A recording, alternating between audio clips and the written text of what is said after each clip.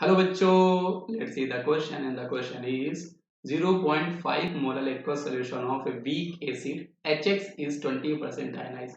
मतलब यहाँ पर हमारे पास कोई बेटा वीक एसिड का सोल्यूशन हमारे पास दिया है। तो क्वेश्चन में हमारे पास बेटा वीक एसिड का एक्वस सोल्यूशन हमारे पास गिवन है। तो वीक एसिड का एक्वस सोल्यूशन जो है हमारे पास उसकी जो मोलैलिटी है बेटा वो आपको 0.5 क्वेश्चन में गिवन है। इसका हमें अल्फा मतलब आयनेशन की वैल्यू जो है बेटा वो भी आपको 20% क्वेश्चन में गिवन है। इसको हम लोग फ्रैक्शन के फॉर्म में कन्वर्ट करते हैं। तो 20 डिवाइड बाय आप इसको 100 करोगे बेटा तो आपके पास 0.20 आने वाला, तो वो भी हमने निकाल लिया।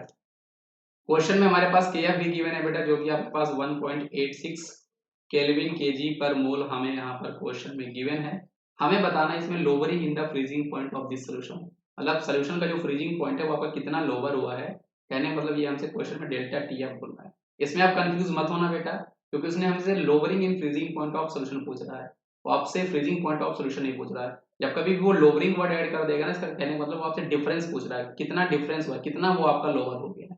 तो आपसे डेल्टा टी एफ इस क्वेश्चन में पूछ रहा है, तो ये हमें फाइंड करना है।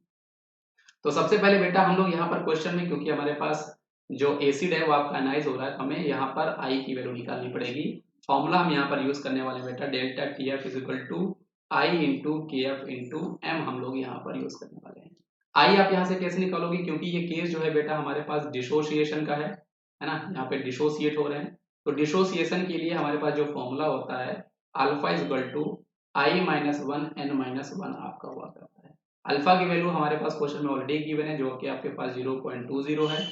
आई हमें यहाँ पे निकालना है, तो हम लोग करेंगे आई माइनस वन।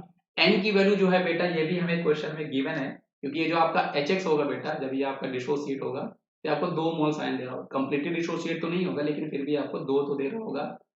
तो 2 माइनस वन हम लोग यहाँ पे करने वाले हैं। तो फाइनली यहाँ पर आई की जो वैल्यू है बेटा वो आपकी 1.20 आ जाएगी। बस यही वैल्यू आप यहाँ पे रखो, इसको सॉल्व करो, आपका आंसर आ जाएगा 1.20।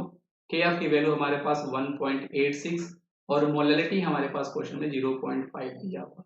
जब हम इसको मल्टीप्लाई करके सॉल्व करेंगे तो बेटा यहाँ पर देखो 1.2, 1.8 और 0.5, तो मतलब 0.5 से अगर आप 1.8 को मल्टीप्लाई करोगे तो ऑलमोस्ट यहाँ पर 0.9 बन जाएगा। और 0.9 में अगर आप 1.2 से मल्टीप्लाई करोगे तो ये आपका 1 पॉइंट समथिंग ही आने वाला है, ऑब्वियस सी बात है। इसलिए इस क्वेश्चन का सही जवाब हमारे पास ऑप्शन नंबर बी हो जाएगा, क्योंकि क्वेश्चन में उसने हमसे लोअरिंग पूछा है इंक्रीजिंग पॉइंट, इसलिए यहाँ पर हम लोग सोल्यूशन का नहीं निकालेंगे, हमें डेल्टा टी एफ ही निकालना है, जो कि मैं आपको पहले भी समझा चुका हूँ बच्चों। तो डेल्टा टी एफ यहाँ पर आपका 1.12 केल्विन आने वाला है। ऑप्शन नंबर बी हमारा इस क्वेश्चन का सही जवाब हो जाएगा। तो आई होप आपको ये कॉन्सेप्ट समझ में आया होगा बेटा। इसका सही जवाब हमारे पास ऑप्शन नंबर बी है। तो थैंक यू बच्चों।